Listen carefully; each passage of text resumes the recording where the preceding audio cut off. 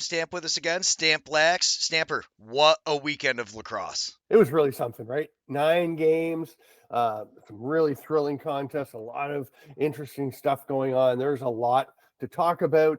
I've already posted, as we're recording, I've already posted my first musings for this week on IL Indoor. There's going to be more because there's so much to look at. We did 5 things we learned this weekend on Indoor, and Adam Levy did 3 up, 3 down, and there's still tons more to get to. And we're going to get to, as usual, some of the uncommon highlights for this week. And we're going to look, first of all, though, at some fairly common highlights, I guess, but just the weekend that Austin Stotts had with a pair of hat tricks and the variety of ways this guy scores goals is remarkable. And I just wanted to take a look at them. And we're going to look at basically his 6 goals from the weekend and see how different they all are. It's a remarkable blend. The first one we take a peek at is an outside shot, a little sidearm ripper that he just tucks in the far side past Nick Demood. And it's one of his real strengths, one of many, is that outside shot. And then we're going to see him go to the net. This one's gorgeous. He's got Matt Hossack on him, who is one of the really, really good defenders in the National Lacrosse League. Not quite his brother, but he's actually not that far off the level that his brother plays at. Graham, his brother, of course. And Stotts goes to, and then he's kind of spinning backwards as he dives through the air and kind of tucks it over his, he's a lefty, over his shoulder or over his, I don't even know. But it's amazing what he does on that goal. And then he's got one more, and this one's a beautiful little pick and roll play in overtime. I don't know how this pass gets through to him from Dane Dobie, who's also a wizard. But he gets it through. Stotts somehow makes this catch, and it is just a thing of beauty to see the way that this guy can do things. Then we're going to jump to the next night. San Diego flies back from Fort Worth, well, from Dallas, technically, get to home and play the Toronto Rock, and Austin Stotts just keeps rolling. His first one comes across the middle. He's getting knocked down. TD Erlin and Brad Cree both take a pop at him. He's falling down. As he's falling, maintains his composure and his control of the ball and his stick, and gets a beautiful shot over past the foot of Nick Rose. So he's doing this against some really good goaltenders in Demood and Rose. And his second goal in this game is just another thing of beauty as he does a little give and go, drives to the net, goes horizontal, a little fake, and tucks it in. And one of my favorite parts of this play is the fan in the front row right against the glass there, and how excited she is and cheering and really getting into it, the two of them. But you really see her like getting up and dancing, and Westberg goes over to kind of celebrate with the fans. And Austin Stotts loves scoring goals. He comes out and he's actually a little bit calm about that one compared to usual. And then this one, another gorgeous one, just a rip from the outside. I mean, that is a fantastic goal. And then he actually gets a fourth one in this game. Saying he had the hat tricks, he has a fourth goal in this game, and it is going to be just a fantastic play here by Trey Leclerc as Westberg drops it to him. Leclerc, all kinds of space. Both the defenders run out at him. Bit of a mistake that they both went, and you see Chris Corbeil has to try to get back to Stotts. A bit of a defensive error with two guys rushing Leclerc, but it's such an open look. They're both just like, got to go, and that leaves Austin Stotts on the back door for a quick stick. You don't see that often from him, but as you can see, boy, he's awfully good at it. He's awfully good at pretty much anything that involves a lacrosse ball coming into his stick and then leaving his stick and going into a lacrosse. Yeah, 100%. And are him and Randy related? Yeah, they're brothers. Okay, that makes perfect sense. And Yeah. I was wondering that because there is nobody in the world that's happier than them two when they score. You said that once, and now afterwards, I purposefully, whenever I'm cutting highlights, leave their celebrations in because they are so excited, and he is a monster. So when you seen him just what was the play? Was it Mazuka just tries to like lighthearted cross check as he comes barreling through and scores on that one? It was like, good luck with that, bud. Yeah, what are you going to do, right? Yeah. And I mean, they're so different. They're different builds. Austin is definitely a stockier. Randy's a bit taller, a bit more lanky, a bit wiry, but very strong as well. They're both tough. They'll both go. They'll drop the mitts if they need to. They're both very passionate players, but also very different. Randy, very studious, thoughtful, more thinks before he speaks. Austin a bit more off the hip. He's he's going to do what's occurring to him at the moment. Both both pretty refreshing guys to talk to. And I think Randy Stoss and one of the really wise players in the league, just fantastic to sit and have a conversation with. Austin, it's going to be a little different kind of conversation, but it's going to be fun as well because he definitely is saying what he thinks. I actually loved in Panther City, their sideline reporter interviewed Austin, asked him a few questions, and he was going. And then she said, you guys had a big game tonight, go to overtime, and then you got to play again tomorrow. How do you get ready to do that, to make the travel and go do that? And he says, got to go get some sleep, and walks away. Got to go get some sleep. Thanks a lot, and walks off. It was perfect because, it was a good little interview, but it was time for it to end. It was time for him to go celebrate a little bit with his teammates and get back to San Diego for the next game. That was that was priceless. Yeah, that's awesome. I love those. I love the sideline interviews. I think they're great. Like Buki last year after the game, just when you catch that raw emotion, that's not something that can be replicated on any show, and that's my favorite part. And the authenticity of him to just be like, yeah, I got to sleep. I'm tired now. Goodbye. Yeah. And that's just, he'll just tell you. We're going to skip now to another topic. And this one is, I think, really interesting. It's we're going to look at Tyson Bell and Clark Peterson and some shifts. I'm really focusing on Bell. He is a defender, very effective, very physical, very aggressive. And to me, reminiscent of like a Chris White, great defender for Buffalo and Toronto back in the day and for the Peterborough Lakers, just super tough to play against, and had a great sense of what you can do until a penalty is going to be called or before a penalty is called. And we'll definitely go over that line at times. No question. I mean, they take some penalties. You're going to when you play this aggressive style, but somehow managed to get away with a lot. When you watch Tyson Bell play, I would say, and honestly, this is true of a lot of defenders, but Bell in particular, I think if you watch him, basically every shift he's out there, he does something you call a penalty if you're going by the absolute letter of the rules. But the thing is, you have to gauge the refs, how they're calling a game, what is generally allowed that night, what is happening, and you have to assess that and apply it. And he is a master at knowing what he can generally get away with. And we've got a couple of plays here. And the first one I want to look at is there's a breakaway and the ball is turned around the other way. And Clark Peterson, actually, this is just a little precursor. Clark Peterson takes off up the floor and after he'd been caught back on D. But then we're going to see a play where the two of them are involved and the ball comes up the other way and Peterson runs back in transition defense. He's actually quite good. He's very fast. He'll get back and you can see him at the top of the formation as it gets going. And he's getting direction basically from Tyson Bell. So if you look at them, when you pause at one moment, you can see they're kind of back to back, but Bell is talking to Peterson. He's directing him like, go over here, cover this. Here's what you do. And Bell's really helping him. You can just see the communication. We've talked about that before, how important communication is, both verbal and just pointing directions, however you can communicate effectively. And I think it's a great little D shift where Bell is really directing him, gives him some more, actually taps him at one point and points. Then Bell comes out, does a great job of blocking a shot at the top of the formation. And the thing I really love about this is you see that that Peterson takes off at the perfect moment. He sees that Bell is getting some of this. Peterson is actually behind Bell, closer to the Halifax net when this shot is taken by Seth Oakes. Bell gets in front of it with his stick, taps it, head, goes and gets it, and there's Peterson for the outlet pass and a great scoring chance as he takes this pass because Peterson's so fast. Remember, he's played he's sprinted back on D 2 shifts in a row. Now it was split up by a commercial break, but he's gone back 2 shifts in a row to play D. He is sprinting up and just the awareness to take off and get a bit of an edge, and then nobody's catching him because he's one of the really fast guys in the league, and he comes up the other way. And there's the opportunity. So that I just think is fascinating. Then we're going to look at another shift that is I don't know, it's definitely very interesting. After Peterson had scored that goal on that breakaway, it's a little later, a few minutes later in the first quarter of this game. And we're looking at it here, a little behind the back pass by Oakes over to Lyle Thompson. He takes an underhand shot. Bell did block that one again. He gets that one with his stick as well. Really great job to block these 2 shots. He does a couple of things which are pretty interesting. We've talked about this already, Greg, but Bell blocks the shot and he sees that Lyle Thompson has the ball straight in front of him. Thompson's heading off try and pick up this loose ball, at least block Tyson Bell. Bell just grabs him by the shoulders and actually spins him backwards a bit with a ref looking right at him, and there's no call. He actually spins him and goes around. It's unbelievable that there's no call there for holding. It could be a textbook definition of what holding is.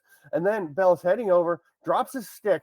It must have broken during the play on the shot or whatever, because you can see he quite intentionally drops his stick.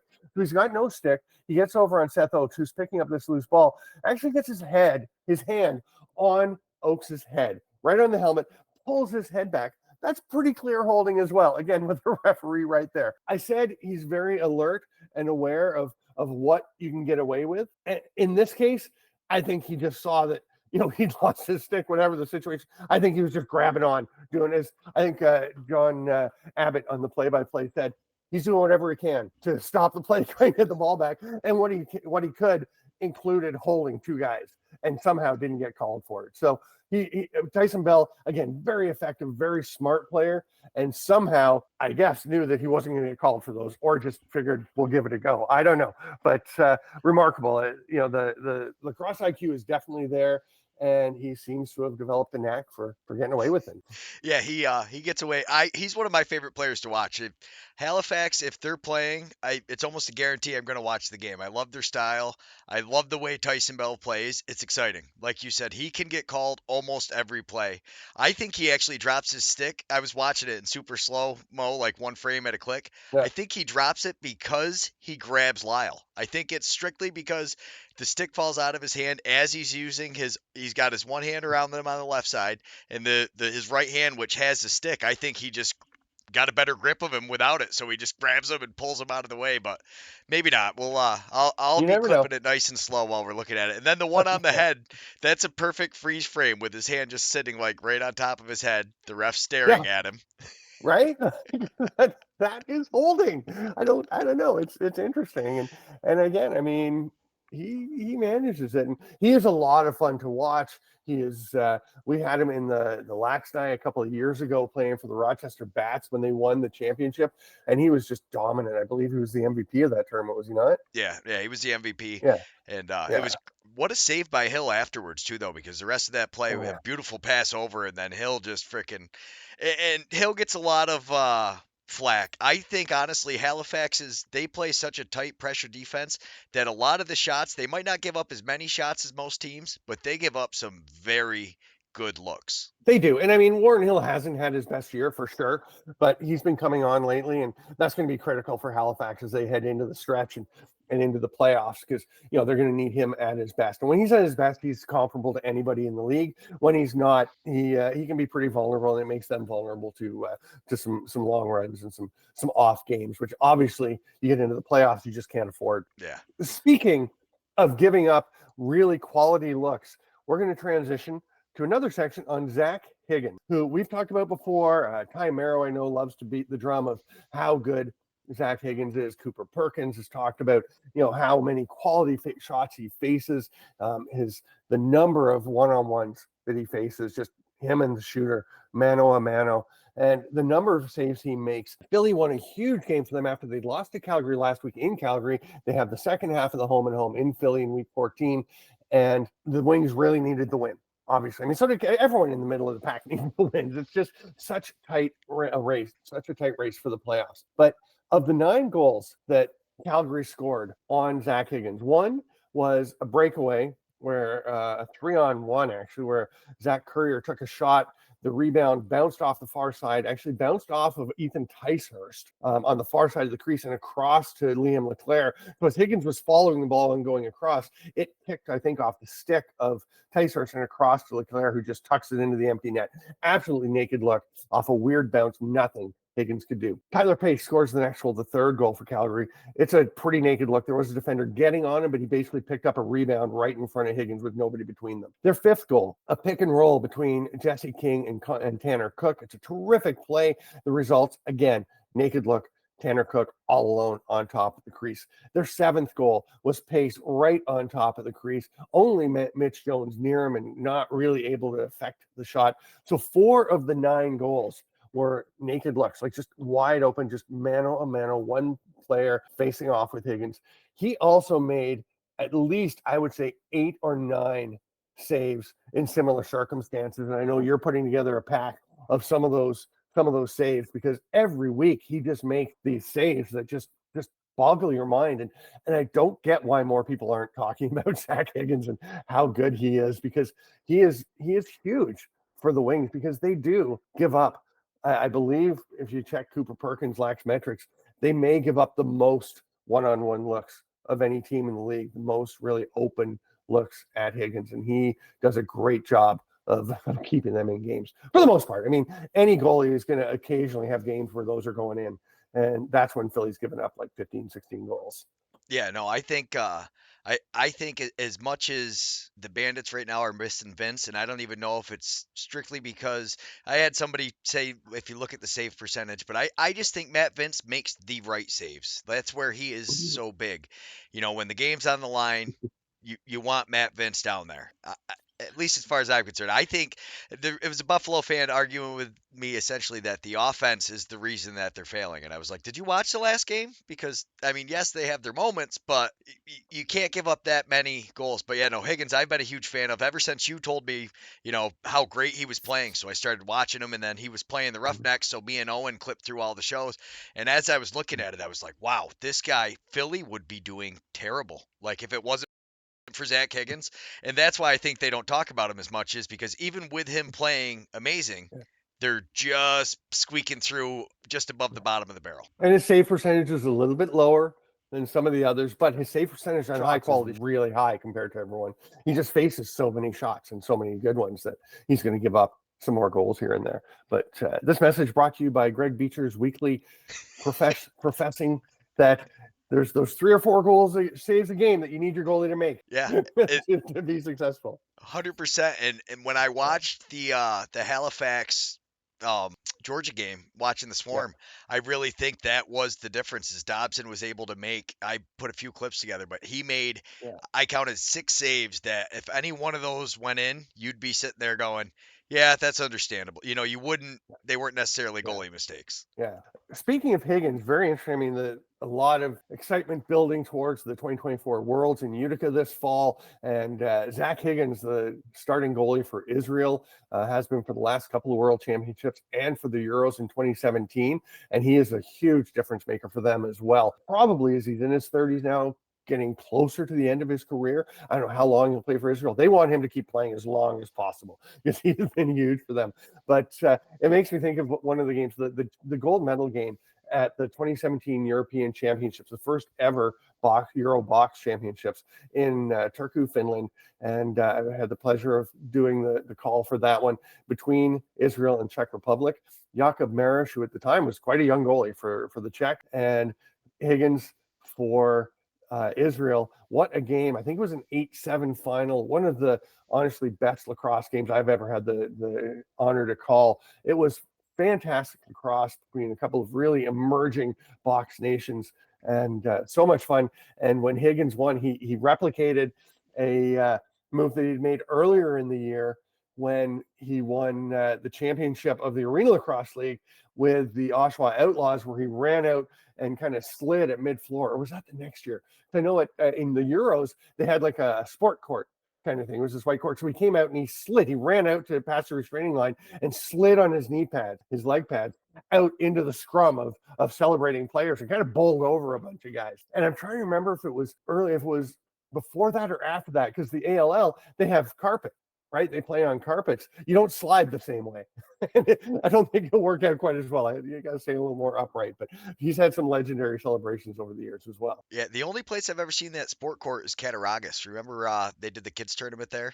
Yeah. That's the only time I've ever seen that floor actually used. The one in Turku was actually not bad. It was white, which was kind of weird because they had a bunch of white lacrosse balls that they had for the tournament, and they used it in a pre-tournament game, and they're like, nobody can see anything on the camera. I mean, so they had to go out and get a whole new set of balls for the tournament. I believe they used orange. But yeah, could you imagine it was that okay. Oversight? Whoever is panicking all of a sudden, oh my God, we need different color balls. Nobody can see it. Yeah, I mean, you don't even necessarily think of it because they hadn't played there before. That wasn't a place they normally played. So they do the pre-tournament game, and it's like, oh my, this is an issue. Well, right? plus It's not a bad court there the in players can Turkey. see the Yeah, ball because they're not yeah, looking down at the floor. They're exactly. looking, so they don't They're notice it. farmed. The Yeah, coaches aren't going to notice it either. It's that first time you go to yeah. look at film and you're like, It's the viewers. uh, Yeah. Yeah. It's kind of like trying to see the ball in Calgary's floor. You just never see it during play until it crosses over the crease and it's the darker turf, right? And then you can see it. I never know where the ball is exactly in Calgary games. no, it's tough to follow. Speaking of Calgary games, we've got a few highlights that from that Calgary Philly game. We're going to take a look at some more defenders. We've talked about Tyson Bell. We're going to look at Zach Courier and Liam Leclerc. Courier, everyone knows, is one of the best players in the league. Defense transition. He's one of the leaders in cause turnovers. Again, one of the all-time great seasons in cause turnovers, one of the all-time great loose ball seasons. He scores. He's just a fantastic player. And we're going to see part of what makes him successful here.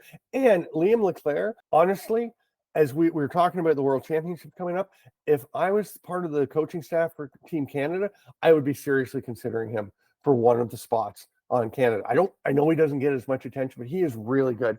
And we're going to watch a couple of plays. There's one coming off here, off a face-off that Justin Inacio wins, or sorry, the Philly wins. Ryan Wagner comes up with it. He drops it, and we're going to see Zach Courier comes running into the frame to get on the forward here. That's Isaiah Davis-Allen that had the ball. Courier comes up, puts pressure on as Dominique hands the ball off at center. He's up there on Davis-Allen, forcing him to make sure he makes a good pass. Then he comes back in. And what I really like, we've talked about the one hand versus two hands on the stick and how important it is, how it drives. I mean, Pat Coyle has specifically spoken to me about it. The Colorado head coach, a lot of other coaches, will say the same things where you have to have two hands on your stick and cross check when you're playing defense. But there's a reason guys have one hand on their stick sometimes. I think this is a great example for both Courier, who lines up at the top of the formation, and Leclerc, who is just to his right as this play develops. And you can see them come together here on the two-man game. McIntosh comes across the top. He's got Reza Terrace or somebody with him. And, it is Reza Terrace. And they're running. They eventually goes over to the lefties. But you can see when you watch this play that Courier and Leclerc both will get one hand on the stick when they need to reach out and feel where somebody is, either with their stick or with their hand, establish connection. Here's the guy, knowing where they are. When the player is coming towards them and they need to be connected, they have two hands on the stick. They get the hands back on it. I think just you watch this sequence, and it's a really good example. Leclerc gets a hand off the stick to fight through the pick, and then two hands back on to play defense. I really like it. Stick as McIntosh takes this shot. They've both got two hands on the stick. Leclerc, a big bump to knock him over, knock the ball loose. It was blocked. I don't even know who blocked the shot. I was thinking at first it was Courier. It may have been Leclerc. One of It's them. it's Leclerc. I'm just watching it now Okay. in super slow mo. So the best part is because you see like that hand, he's two hands on it. Here, Yeah. it'll be grainy, but it'll kind of give you an idea. So Okay. like right now, he's coming out to him. Oh, Yeah. and then he still just that hand is back on the stick before he finishes the check. Yeah. He brings both hands together, finishes the check, and then separates. Yeah. And Courier picks up the ball and takes off. And then what we have is the play that we talked about a little earlier in the Higgins segment, as they have this 3-on-1. What a nightmare scenario for Alex Pace. I don't think he did a bad thing taking Ticehurst, let Higgins face the shot, but Higgins takes the shot, or Courier takes the shot. It goes wide of the net and again bounces off the back boards, it looks like, and actually goes off the stick of Ticehurst and across the crease to Leclerc, who is wide open. And I hope the league adds an assist for Ticehurst because he actually did direct the ball over to Leclerc, but Higgins had no chance. But that is just, terrific defense leading to a great offensive opportunity and a goal. And that was reviewed forever. Is that the one that took like over 5 minutes? Yeah, what a play by Ticehurst, though. Oh my god! So I Yeah, didn't even pick that up every time I've cut yeah, this, and yeah. wow. So he wasn't in the crease when he touched the ball, and then he fell and landed in the crease, but rolled out and reestablished contact in the yellow turf behind the crease before Leclerc shot the ball into the net. So it was a good goal. I don't know why the replay took 5 minutes. I think the league needs to do something about that. That quarter of play, Adam Levy pointed out to me, my colleague at IL Indoor, that it took over 40 minutes to play that quarter because we had a couple other challenge replays and things, and it's just too long.